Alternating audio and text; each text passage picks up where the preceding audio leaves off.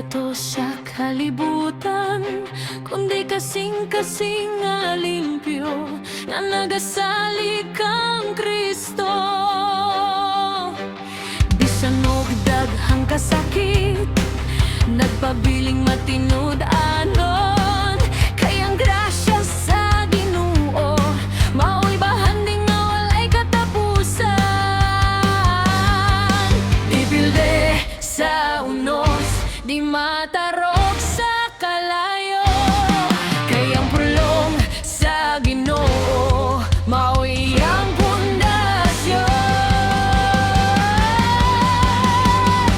Bulahan ang tao nga matinumanon, nga nagalakaw diha sa kahayag, bisan og luha ang giagyan, ang langit iyang kadabugan. Matud nga bulahan, kay si Kristo iyang kusog, walay makapukan sa kinabuhi nga gitugian sa Ginoo.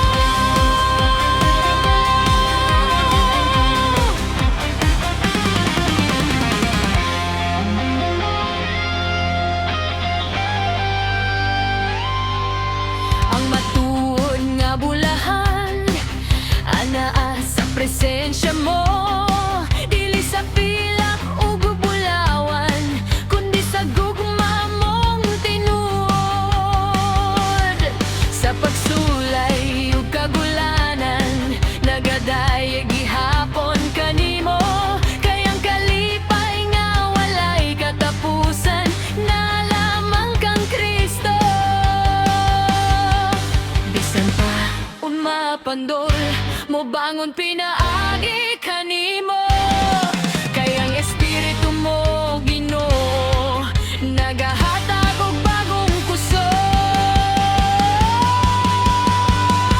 Bulahan ang tawo nga matinumanon, nga badalakaw diha sa kahayag, bisan og luha ang giagyaan, ang langit iyang kadaugan. Matuod nga bulahan, kay si Kristo iyang kusog, walay makabukan sa kinabuhi nga gitugian sa Ginoo.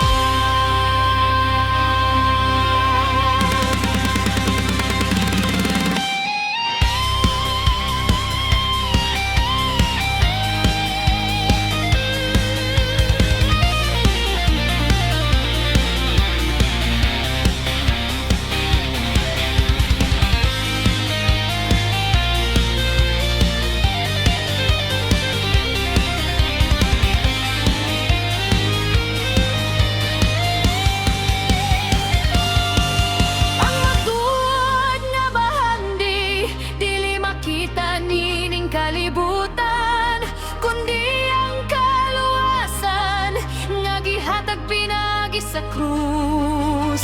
Ang ngalan ni Jesus mao'y among kusog ug dalangpan, hangtod sa kahangturan, siya ra ang awiton. Padayon, padayon sa pagtuo kang Kristo, walay makapildi sa gugma niyang walay katapusan.